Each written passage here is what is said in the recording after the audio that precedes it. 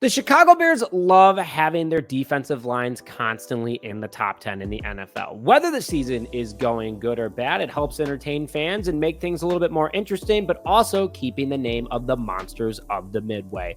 And this defensive line is improved. We brought in Montez Sweat, Gervon Dexter Sr., Andrew Billings, DeMarcus Walker, and a few more, but this defensive line can still get better. And having Eric Washington as our defensive coordinator, who is known for developing defensive lines, he can develop this group to be even better at the moment. Absolutely. But why not go out and still get a guy for the defensive line for the next 4 seasons while getting rid of a 1-year rookie contract and only giving up another draft pick? I absolutely love the sound of that. And with the Bears getting fleeced by the Pittsburgh Steelers the last couple of years with Chase Claypool and Justin Fields, why not kind of get back at them and see if the Steelers will be like, all right, you did us 2 favors, we'll do you 1 in this situation. Hello, everyone, and welcome back to this episode of Just Another Year Chicago Bears. My name is Nick Rohde, and as always, thank you for tuning in. Today, I am going to do a mock trade breakdown of how the Bears can get a top edge rusher who is very overshadowed in the Pittsburgh Steelers and get him for a pretty darn good deal to help out this defensive line. Who am I flirting with? Yes, it's Alex Highsmith. No, it is not Watt, but I love the idea of the Chicago Bears potentially going out and speaking to the Pittsburgh Steelers again and snagging Highsmith from Pittsburgh to solidify our defensive line. One of the best overshadowed edges in the league due to Watt being on the Steelers as well. But this trade would help push this defensive line over the edge, give us the depth pieces that we need because now we have another starter. We would also be arguably a top 3 unit in the NFL. And not only that, but a pairing for Montez Sweat for Batman and Robin to fight crime in Chicago for years to come. Now, before I begin today's video, make sure you smash that like button if you'd want the Chicago Bears to bring Alex Highsmith in, and listen to how you can win a Montez Sweat jersey. You don't want to miss it. It's later in the show. So some of you guys actually might be saying, who the heck is Alex Highsmith? Well, he's one of the most overshadowed defensive edges in the NFL due to Watt being on the Pittsburgh Steelers. He's only 26 years old, entering the prime of his career right now, and is on a very friendly yet well-paid contract to keep him happy and still perform at a high level. He's played in the NFL for 4 seasons, all with the Pittsburgh Steelers, and is currently on a 4-year, $68 million contract with roughly a $16.5 million cap hit per season over the next couple of years. He is 6'4", 242 pounds, but plays a lot bigger and heavier than he is. He's very strong, very fast, gets after the quarterback at ease, and is super good at being able to turn the ball over. I'll break that down a little bit more in a bit, but he's cheaper than Montez Sweat. He's still well paid. He's still young and could help this defensive line be great for the next 4 seasons at least, and I'd be very happy with this trade. His career stats absolutely speak to why we want this guy on the Chicago Bears. During his career, he's played in 66 games, starting 55 of them with 242 total tackles, 148 of them being solo, 40 tackles for loss, 59 quarterback hits, 29.5 quarterback sacks, 5 pass deflections, and 8 forced fumbles, 5 of them coming in 1 season. This past year for the Steelers, though, he played in 17 games, starting all of them with 57 total tackles, which is very respectable for an edge, 34 of them being solo, 8 tackles for loss, 18 quarterback hits, 7 sacks, 3 pass deflections, and 2 forced fumbles. This guy clearly is good at getting after the quarterback with ease, and yet a career year in 2022 with 14.5 sacks, 20 quarterback hits, and even 5 forced fumbles. I love the way this guy plays with his intensity, high motor, great vision, goes after anybody, and just continues to move his feet. Someone that could be very special on this defensive line, especially with Eric Washington's ability to unlock him even more. He's already proven that he can get double-digit sack seasons, get after the quarterback, and turn over the ball. And just imagine how good this secondary would be.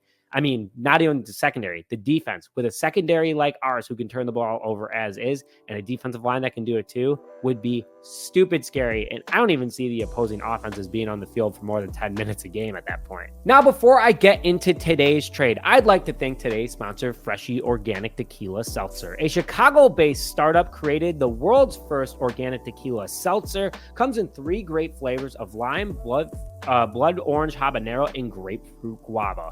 Only 99 calories. Use the link in the description below to get your freshie today to enjoy the taste of the summer. Now let's go into the trade, and I'm sure you saw in the thumbnail, I have Khalil Herbert in there again. Nothing wrong with this guy. I love Khalil Herbert. I think he'd be a great running back, but I've already been proven by Ryan Poles that he gets rid of our running backs when they're in the last year of their rookie contracts.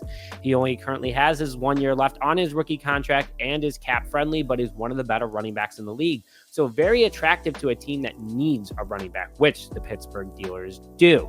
Najee Harris is not the answer, in my opinion. It seems that he gets mixed reviews from Steelers fans, especially from my guy Dylan.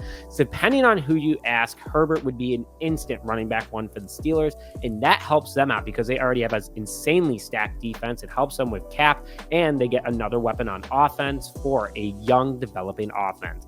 And on top of that, I wouldn't only send Herbert, but I would send a little bit more to make this trade more fair and more appealing to the Pittsburgh Steelers. And I would send Khalil Herbert in a 25 third rounder to the Steelers straight up for Alex Highsmith.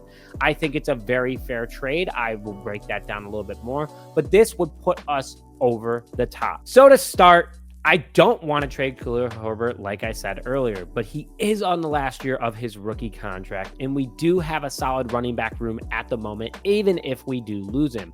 Not only that, but why not get something for 4 years to lock in with Montez Sweat, a for sure thing that's a proven thing in this league for years to come, and we already have the contract out there to restructure others and keep our cap under cap. This works for the Steelers because, again, they need a young, established veteran running back. They don't have a good cap situation right now. This would clear it for them, and they could re-sign Herbert if they want to. If not, they use him for the season to see how this Pittsburgh Steelers offense goes, and they continue to move forward from there. But this works for Chicago because we get a young, already proven edge in Highsmith, and Eric Washington would only be able to make him even better.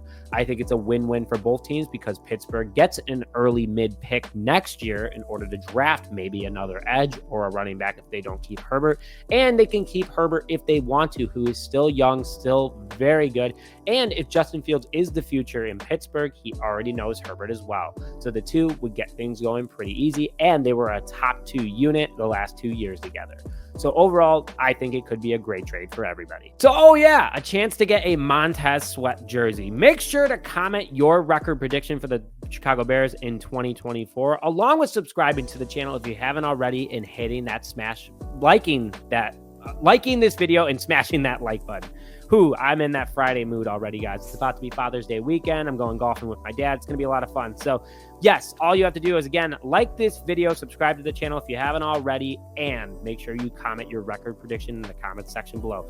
Winner will be announced in next Wednesday's show. Thank you, as always, for tuning into this episode of Just Another Year Chicago Bears. I know that it's going to be a very dry next 6 weeks, so be prepared for that, but I'm going to keep bringing you guys Bears content, breakdowns, review, and what's up for this next season.